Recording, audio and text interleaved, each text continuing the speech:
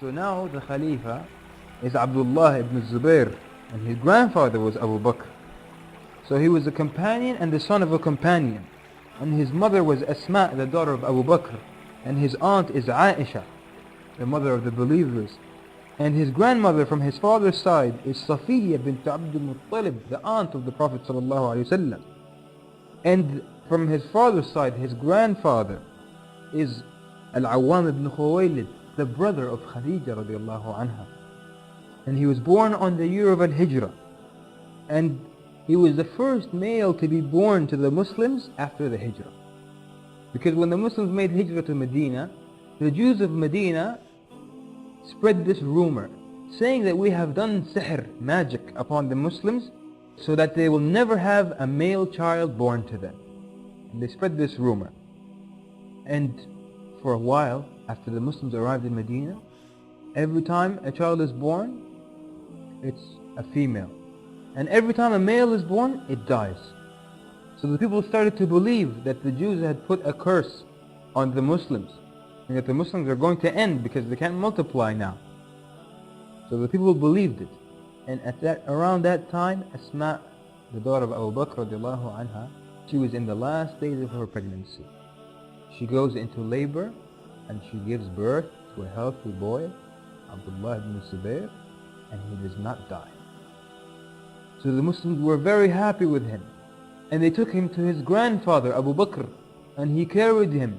And the Muslims followed them. They raised this child and they were making takbir around Medina, saying Allahu Akbar, Allahu Akbar.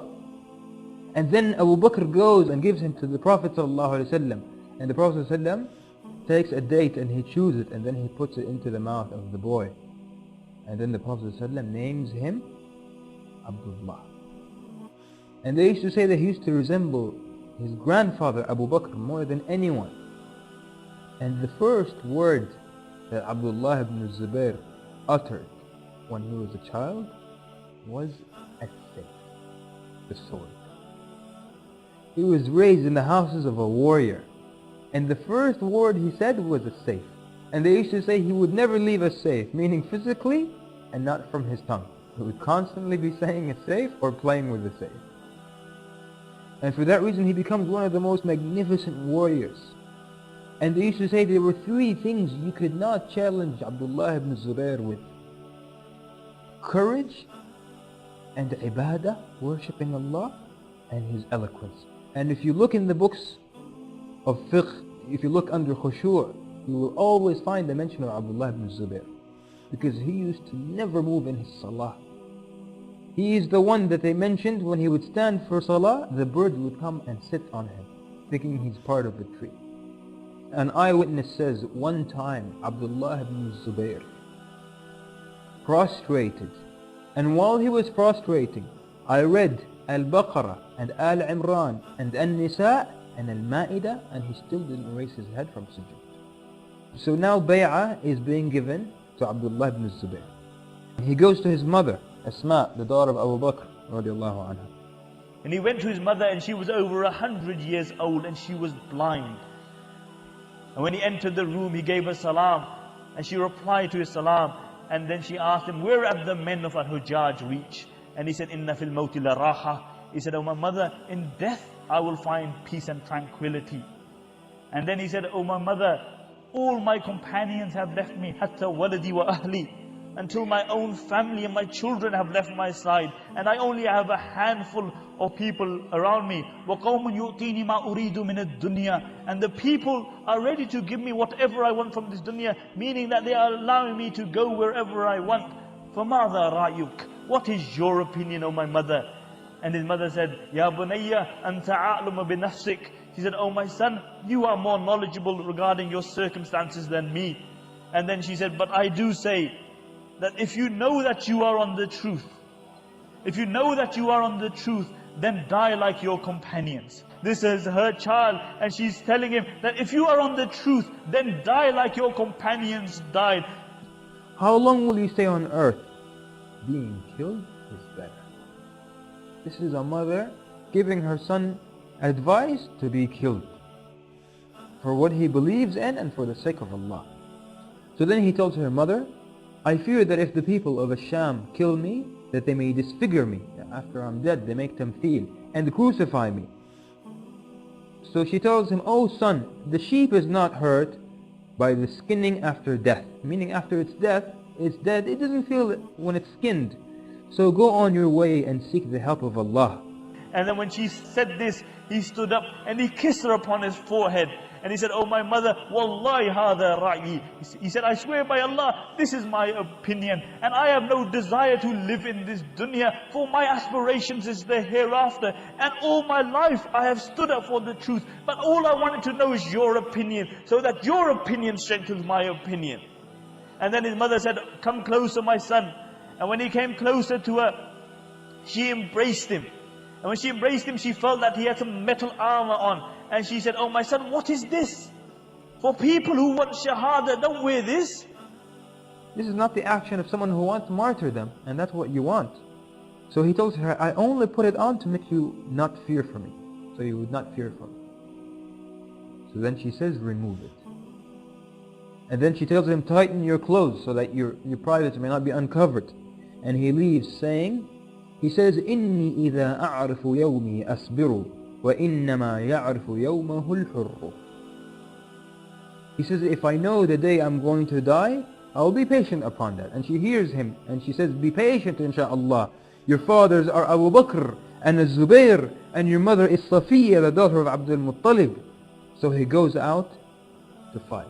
And the narrations mention that on that day, Abdullah ibn Zubair went out and he fought like 1,000 men. And he fights, and all of his friends fight, and they fought until they were killed, his friends. And the one who was defending Ibn Zubair the most, and fighting the most fiercely and ferociously, and was the last of his friends to die, was Abdullah ibn Muti'. And Abdullah ibn Muti' had run away in the battle of Al-Harra in Medina. We said it was a fierce battle in Medina. He ran away on that day, and this hurt him that he ran away on such a day. And he was fighting and he was saying, "أنا الذي فررت يوم الحرة والحر لا يفر إلا مرة." He was saying, "I am the one who fled during the Harra invasion, and a free man only runs on one occasion." And he refuses to withdraw on this day, the 73rd year after the Hijrah. And after he dies, Ibn Zubair was fighting by himself. And the narrations mention that Abdullah ibn Zubair, from noon until evening, he fought. He's fighting alone. And he's 73 years old, and they're not able to kill him. And every time they attacked him, he turned them back. So they said, "Wallahi, we have never seen fighting such as his. He is equal to 1,000 men.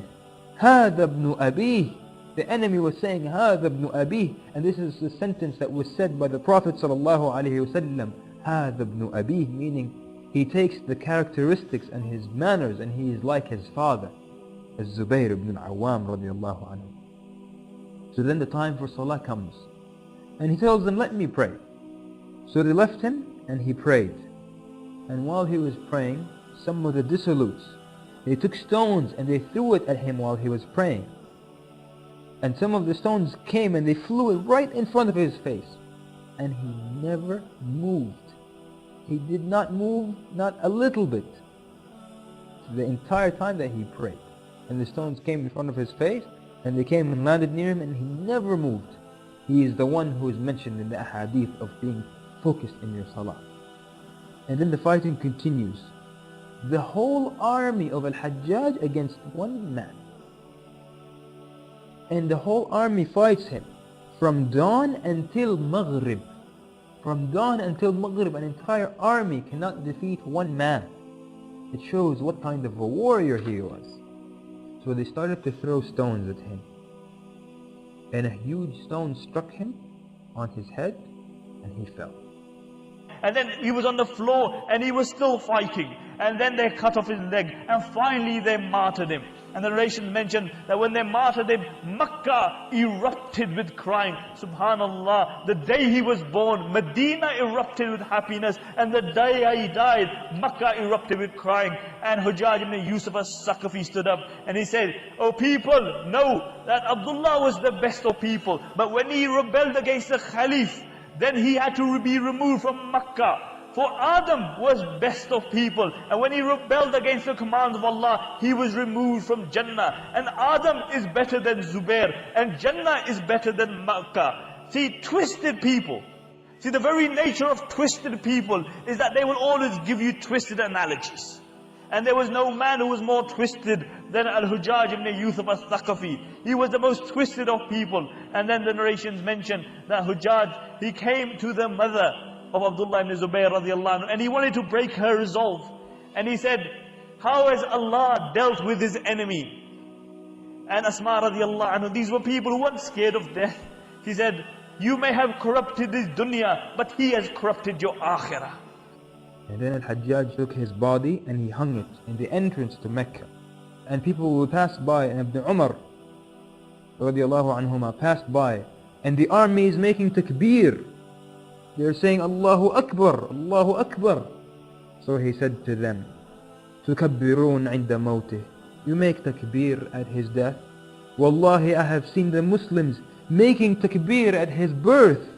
By Allah, the ones who made takbir at his birth are better than the ones who made takbir at his death. And he would pass by him every time as he is hung, and he would say, Assalamu alayka ya Aba Khubayb. Assalamu alayka ya Aba Khubayb. Assalamu alayka ya Aba Khubayb. Every time he passed by, he greeted him 3 times. And all of Mecca would greet him as they passed. And people told Al-Hajjaj, bring him down. And he said, no, until his mother pleads with me. And then the narration mentioned that there was a beautiful fragrance coming from his mutilated body. And what the men of Hujjaj did is they tied a cat around his waist. A dead cat. And the narration mentioned that the fragrance was so beautiful that even over the stench of the dead cat you could smell this fragrance. You could smell this fragrance. And then they went to Al-Hujjaj and they said, Hujjaj, now take his body down, it's been up for days. And Hujjaj said, I swear by Allah, I swear by Allah, I will not take it down until Asma comes and begs me. And when they told Asma radiallahu anha, she said, take me to where my body of my son is. Because she was blind at the time. And they took her to where the body of her son was. And she made dua for her son. And then she said, Ama ana li hadha al-faris an yanzil. Said, Ama ana li hadha al-faris an yanzil. Said, isn't it time that this knight of Allah was allowed to come off his horse? Isn't it time that this knight was allowed to come off his horse? And when they told Hujjaj what she had said, he felt so little that he knew he had lost the battle. And then he brought the body of Abdullah ibn Zubair radiallahu anhu down. See, this was a man who lived and died for the sake of Allah subhanahu wa ta'ala.